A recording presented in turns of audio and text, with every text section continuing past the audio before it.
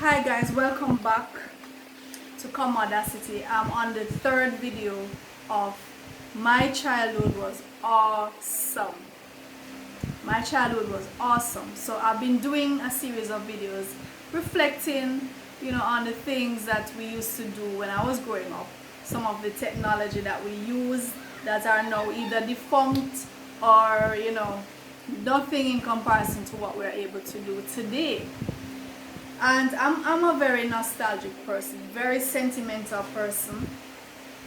Always, going down memory lane, always putting up things to remind me of my past and, what we used to do. And sometimes sometimes it's sad too, when I think of persons who I grew up with who are no longer here. They passed on while still quite young.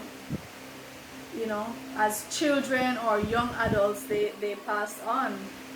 And it makes me sad when I think, when we were small and how we had the plans we had, the things we talked about, and some of these guys are just no longer here with us, right? So that part of it is sad. But overall, the memories, they're good memories. So I'm going to start talking now about the music, because music is such a heavy part of my life. I don't know what I would do without music. Music has carried me through so much, whether it's joys, sorrows, uncertainty, fear. Music has just carried me through. And ever since I knew myself, ever since I came into the knowledge of me, music has been there. Just as writing has been there, music has been there. And I used to have, the radio was my companion. I would be stuck at the radio for hours, listening to oldies. Now this is when I was little, listening to music from the 40s, 50s, 60s, 70s. Especially on a Sunday where they'd play oldies. I was stuck to the radio. Whatever I was doing, I was close to the radio, doing it. And then after some time, I think my aunt bought me a Walkman. I asked her for a Walkman for my birthday. She got me a Walkman, and that was my best friend, that Walkman. So I would use my lunch money to buy cassettes. I would buy blank cassettes and tape songs off the radio on my mother's tape. We just call it a tape.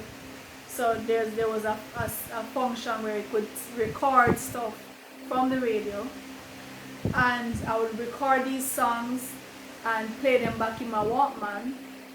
The music from the 70s mainly. That was my genre, that was my era.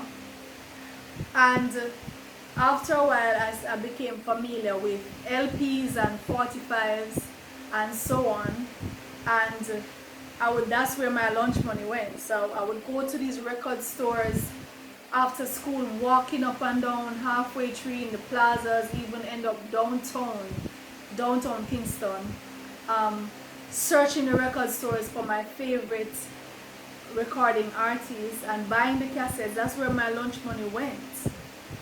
I'm buying LPs when I didn't even have a stereo. I didn't even have a player for it, but I bought them, especially the Stylistics LPs and 45. I bought these things without having anything to play them on.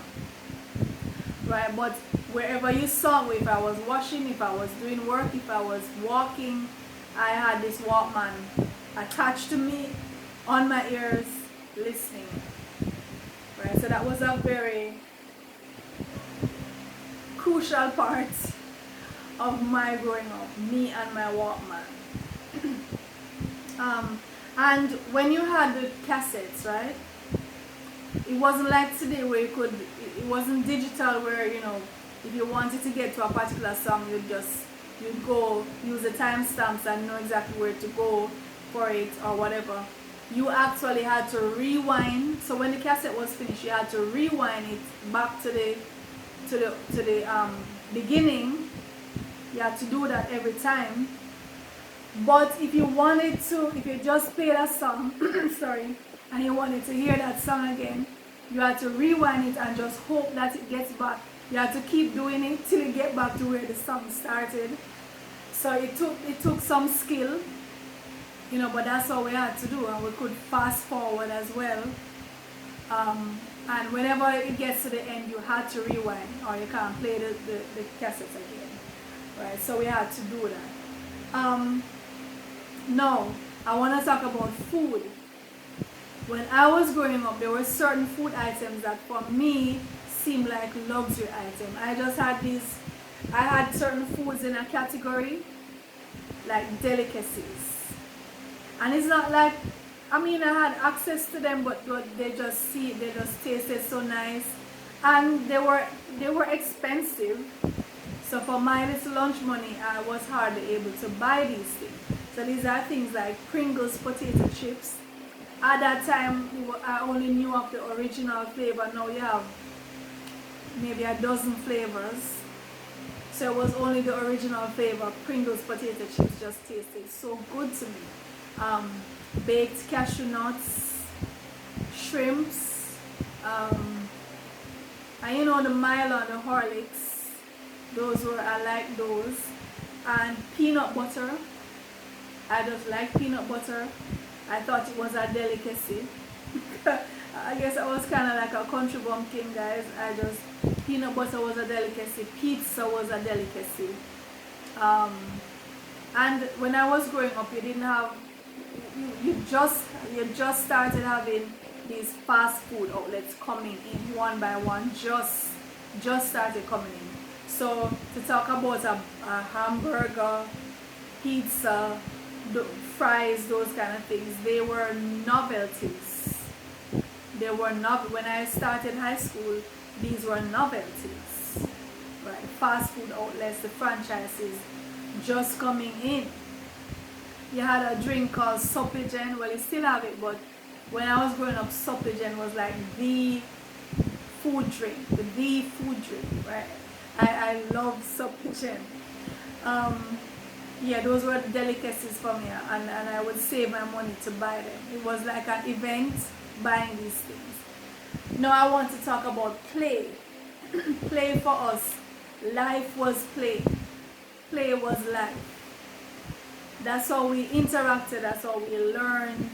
That's how most of the day, when we're on holidays or when it was the weekend and you finish your chores, it was play.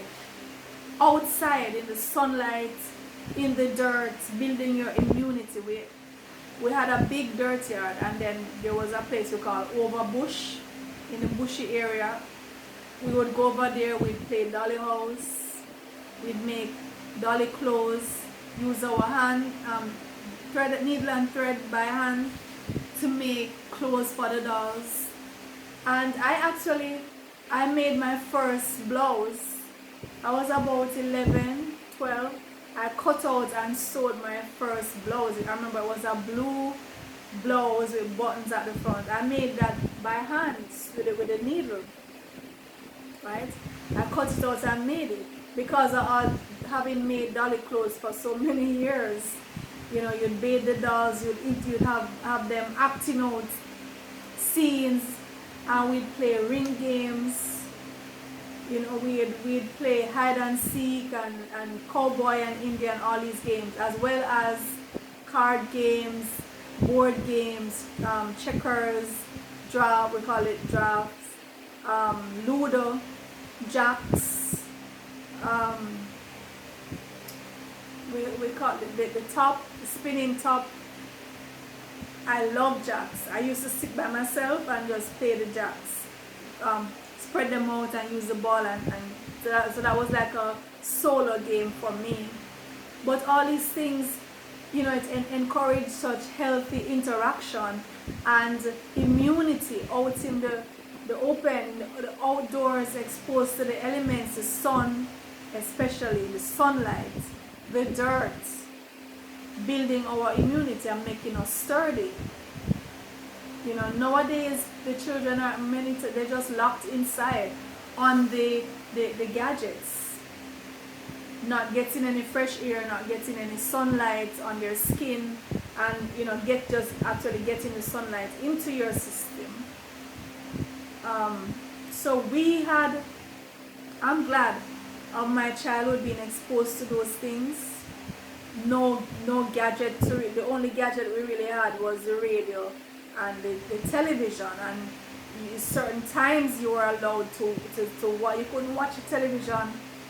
First of all, it signed off at a certain time anyway, but you couldn't sit there all day watching television. Your parents would tell you is you paying the light bill?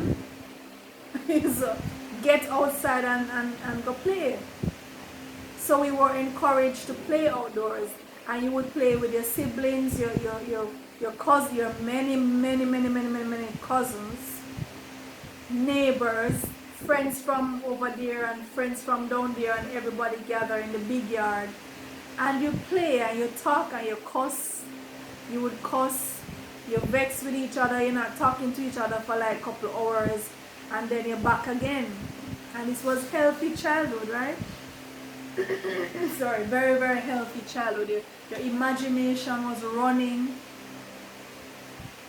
All of these, your senses were sharp. You got hungry, you pick up fruits from the tree, that kind of stuff. So that was a healthy childhood. Now, one thing that I always used to notice, it was like every house had a particular smell. Now you would be nose blind to the smell of your house, right? But like whenever I entered other people's houses, I would notice there was a smell. Sometimes it was a pleasant smell, sometimes it was a repulsive smell, sometimes it was just a weird smell, Like there was this house in Pecan Valley, always smelled like J's. J's, the disinfectant, or that they use on, I think they use J's when animals have sores that are infected. Always smell like J's, and the people in the house smell like J's, like when they would pass by you. Certain houses, if the children in the house pee the bed often, the house would just smell of pee, and the children would smell of pee no matter what, no matter if they shower and put on they just had that pee smell. Now there was this, our neighbor, we call her Auntie, Miss Daphne. She baked cakes, right? She was a baker, and she specialized in making wedding cakes. So whenever her house smelled sweet, like cakes, and whenever she would bake, and she had the mixing bowl and whatever she pour out, she would call us children, and everybody would gather around the big pudding pan, we call it a pudding pan, and you would fight over who would get the wooden spoon. Would fight over the spoon, everybody want the spoon, and then each of us would take our finger and just scoop up the butter, the raw butter, the butter that should pour out the cake, the raw butter, right, with egg and raw flour and milk and everything. Scoop it up and eat it. Like you would have like 7-8 children with dirty hands, scooping up and eating till there was nothing, not a trace of butter left in the pudding pan or on the spoon, the wooden spoon. Whoever was lucky enough to have gotten the wooden spoon, that was a clean wooden spoon afterwards. So that was those were happy days, and we weren't thinking, oh, I don't want to taste your mouth water, your hand, you're using your hand and putting your mouth, and I'm using my, no. Everybody was digging in, scooping out, and eating the raw butter. Oh, those were the days. Yeah, so the houses and their smell, and like the bachelors, the single men, I noticed their house had a strange smell. It's like you didn't smell the woman's touch. You can smell when a woman is actively taking care of a house. I don't know, I picked that up. Like I had cousins who were bachelors and other men who were bachelors, and you'd pass through the house for whatever reason, it just smelled like a bachelor's house. Maybe my nostrils were too sensitive. Alright, so when you went to the supermarket, when we just had supermarket in our community, it was like a big thing, because you know, before then it would just be the corner shop, and you would go and if you get a 10 cent, you'd run to the shop, serve 1 10-cent hula, one bag juice, one whatever, as they get a 10 cent, or your parents send you to the shop, right, and you go and buy your stuff and carry back. So it was a corner shop. And when the supermarket came, it was like this, you know, you go in and you can take up what you want, and you're wondering, how do they allow you to come in and take up what you want? You know, that kind of thing. You're just not used to it. And then the cashiers at that time, you know, they just had some very rudimentary calculators. They had to manually punch things in, and some of them had to be calculating the prices with pen and paper, you know, or just some rudimentary machines that took forever. They had to punch in each, if they're buying 20 items, one at a time they punch in, and then they tell you your total. Nowadays they have scanners. Bzz, bzz, bzz. You can scan your own stuff, right? So we've come a long way in terms of that. We've come a long way, but I remember the supermarket being a big deal for me. Going into the supermarket and being able to pick up your own stuff, put it in your trolley and go up, that was a big deal for me. Alright, now the dominoes. My house, my yard. My granddad built a shed in the yard. Our yard was the hub for the domino playing. So mainly on weekends and sometimes even nights during the week, the men from the community would come and they would play dominoes till hours in the night. And when Caribbean men are playing dominoes, we're talking some loud some shouting, whether they're playing single or party, partners playing against partners, the abuse, the shouting, the when they're in this domino spirit, especially if they're winning or if their partner is causing them to lose. Sometimes I don't know how they didn't fight.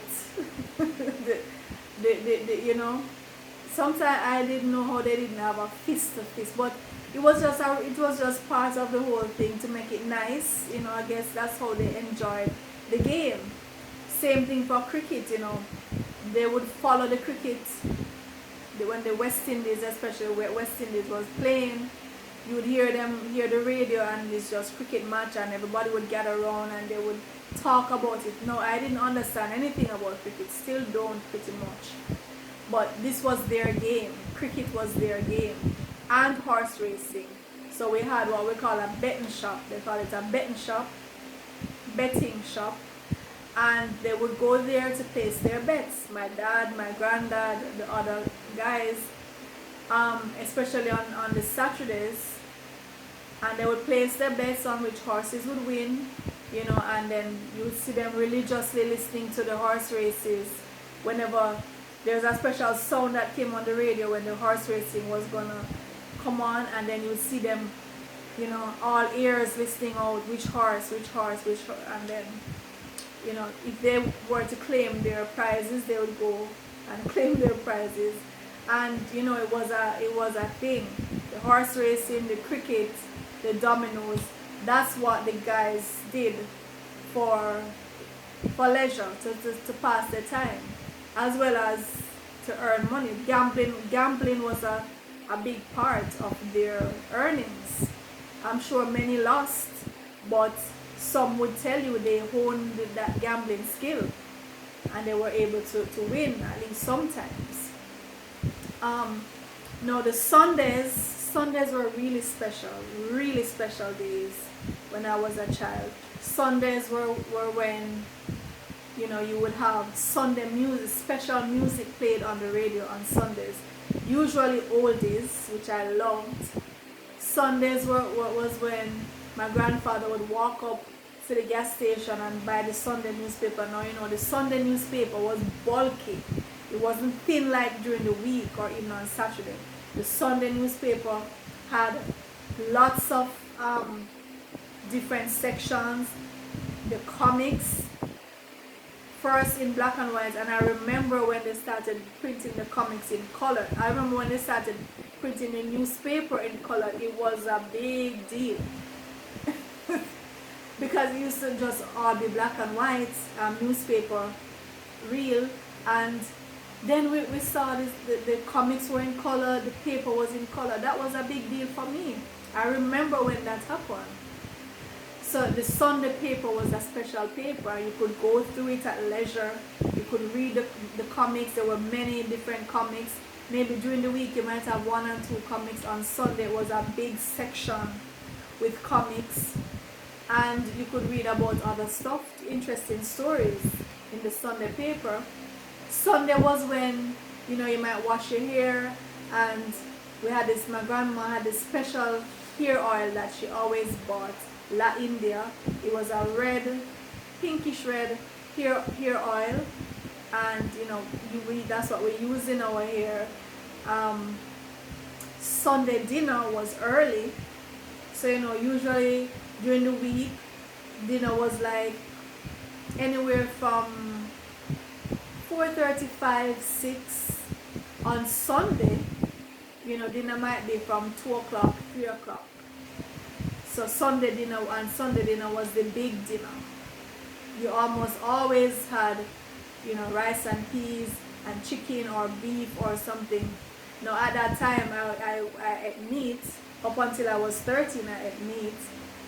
You know, so Sunday dinner was special. You would get, if you didn't get any drink with your dinner during the week, on Sunday you would get your soursop juice, or you get your carrot juice or something to go with the dinner. If you weren't served vegetables with your dinner during the week, on Sunday you would more than likely get vegetables with your dinner. So it was a special meal. The Sunday meal was special. What else was special about Sunday? Well, we weren't a church-going family. When we were really small, they would send us to Sunday school, but that didn't last long. So it wasn't a case where we got dressed up and went to church. You know, we weren't like that. But and we didn't really go anywhere in particular. Sunday evening was when the fudge man would come. So you'd hear him, we call him Creamy or Fudgy, and he would pass through on the bike selling fudge and ice cream cake and nutty buddy and, you know, ice cream cone and that kind of thing. We would look forward to that on a Sunday evening. On the TV, there were special shows on Sunday. You'd have matinee, you would have special movies. So all in all, the most special day of the week. Right, I don't know if I'll be doing any more videos on my awesome childhood. Maybe if something pops back into my head. So this is part 3, and for now the last video on my awesome childhood. So if I gather up more stuff, I'm going to do a part 4.